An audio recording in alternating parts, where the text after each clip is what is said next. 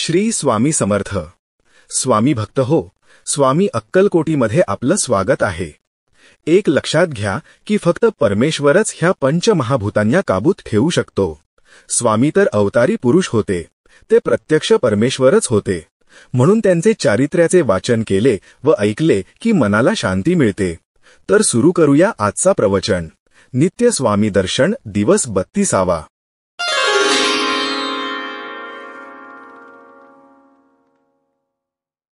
मंदिरात जमा झालेल्या भक्तांना आश्चर्याचा जबरदस्त धक्का बसला होता.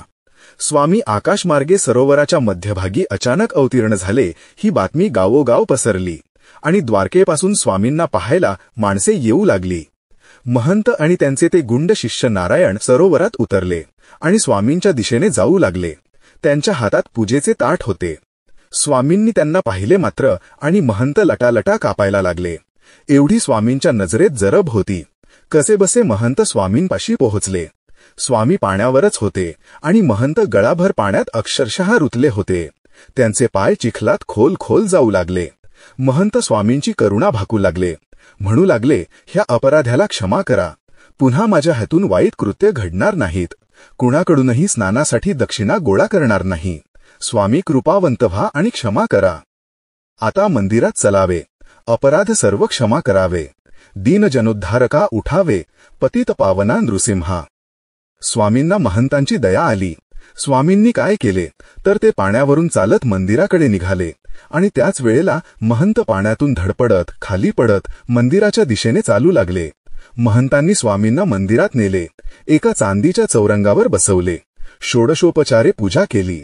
समर्थांना नैवेद्य दाखवला आणि प्रसादाचे ग्रहण करायची विनंती केली.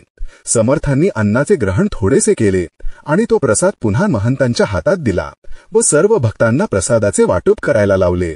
ताटातले अन्न संपतच नव्हते.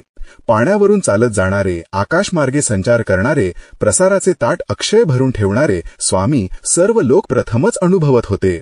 सर्वत्र स्वामींचा जय जयकार चालला होता. आश्चर्य म्हणजे देवळातले नगारे आपोआप वाजायला लागले होते. सनईचे मंजूळ सूर वातावरणात निनादू लागले होते आणि स्वामी समर्थ सर्वांकडे प्रेमळ नजरेने पाहू लागले होते. भिऊ नकोस, मी तुझ्या पाठीशी आहे. सरोवराचे नाव नारायण होते. नारायण याचा एक अर्थ असा की जल हेच ज्याचे निवासस्थान आहे तो नारायण. स्वामी नारायणाचाच तर अवतार होते. म्हणून ते पाण्यावरून चालत जाऊ शकले आणि पाण्याच्या पृष्ठभागावर आसन मांडी घालून बसले.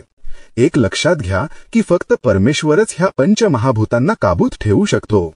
स्वामी तर अवतारी पुरुष होते. ते प्रत्यक्ष परमेश्वरच होते याची चाहूल लोकांना लागली. कारण स्वामींनी अनेक चमत्कार त्या तीर्थक्षेत्रावर केले.